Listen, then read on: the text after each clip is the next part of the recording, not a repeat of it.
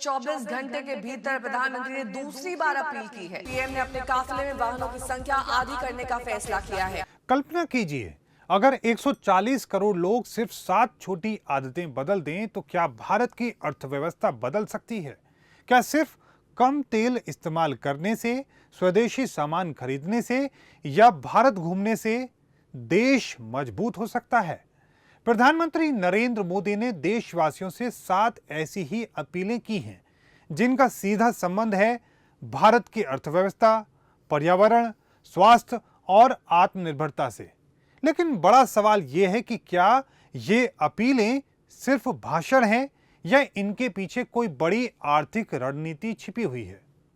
नमस्कार, मैं हूं मोहित चौधरी और आज इस वीडियो में हम बात करेंगे डेटा, फैक्ट्स और असली असर के साथ। ये 7 अपीलें क्यों जरूरी थी? भारत दुनिया की सबसे तेजी से बढ़ती अर्थव्यवस्थाओं में से एक है, लेकिन इसके साथ कई बड़ी चुनौतियां भी हैं। Oil tankers, pollution, traffic, import graphs, gold market. Bharat अपनी जरूरत का लगभग 85% कच्चा तेल विदेशों से ही खरीदता है। भारत हर साल अरबों डॉलर का सोना और खाने का तेल भी आयात करता है। यानी हम जितना ज्यादा विदेशों पर निर्भर रहेंगे, उतना ज्यादा पैसा देश से बाहर जाएगा। और शायद इसी वजह से प्रधानमंत्री मोदी ने लोगों से लाइफस्टाइल चेंजेस की अपील की है। पहली अपील थी, जहां संभव हो वर्क फ्रॉम होम अपनाइए। कोविड के दौरान दुनिया ने देखा कि लाखों लोग बिना ऑफिस जाए भी काम कर सकते हैं। हो सकता है कि आप भी उस दौरान अपने घर से ही ऑफिस का काम कर रहे हों। अगर रोज लाखों लोग ऑफिस जाना कम करें तो पेट्रोल और डीजल की खपत में भारी कमी आ सकती है। कम ट्रैफिक का मतलब है कम प्रदूषण, कम समय की बर्बादी और बेहतर मानसिक स्वास्थ्य। एक रिपोर्ट के मुताबिक बड़े शहरों में लोग रोज औसतन 1 से 3 घंटे ट्रैफिक में बिताते हैं। अगर इसका आधा समय भी बच जाए तो प्रोडक्टिविटी कितनी बढ़ सकती है, सोचिए। भारत में गोल्ड सिर्फ गहना नहीं है, यह एक भावना है। लेकिन एक सच्चाई यह भी है कि भारत दुनिया के सबसे बड़े गोल्ड इंपोर्टर्स में से एक है। हर साल अरबों डॉलर का सोना विदेशों से खरीदा जाता है। इसका असर पड़ता है भारत के ट्रेड डेफिसिट और रुपए की ताकत पर। जब देश ज्यादा इंपोर्ट करता है तो विदेशी मुद्रा ज्यादा खर्च होती है। यानी मोदी की यह अपील सिर्फ सोना रोकने की नहीं है, बल्कि फॉरेन करेंसी बचाने की कोशिश भी हो सकती है। तीसरी अपील शायद सबसे महत्वपूर्ण थी, कम पेट्रोल डीजल इस्तेमाल कीजिए, मेट्रो रेल और पब्लिक ट्रांसपोर्ट अपनाइए। भारत हर दिन लाखों बैरल तेल आयात करता है और जब अंतर्राष्ट्रीय बाजार में तेल महंगा होता है तो उसका असर सीधे आम आदमी की जेब पर पड़ता है। पब्लिक ट्रांसपोर्ट बढ़ने से सिर्फ ईंधन नहीं बचेगा, बल्कि शहर भी ज्यादा रहने लायक बनेंगे। कम गाड़ियां मतलब कम प्रदूषण, कम एक्सीडेंट और बेहतर एयर क्वालिटी। चौथी अपील सुनने में छोटी लग सकती है, लेकिन इसका असर बहुत बड़ा है। भारत अपनी जरूरत का बड़ा हिस्सा खाने के तेल के रूप में इंपोर्ट करता है। यानी ज्यादा तेल खाने का असर सिर्फ स्वास्थ्य पर नहीं पड़ता, देश की अर्थव्यवस्था पर भी इसका असर देखने को मिलता है।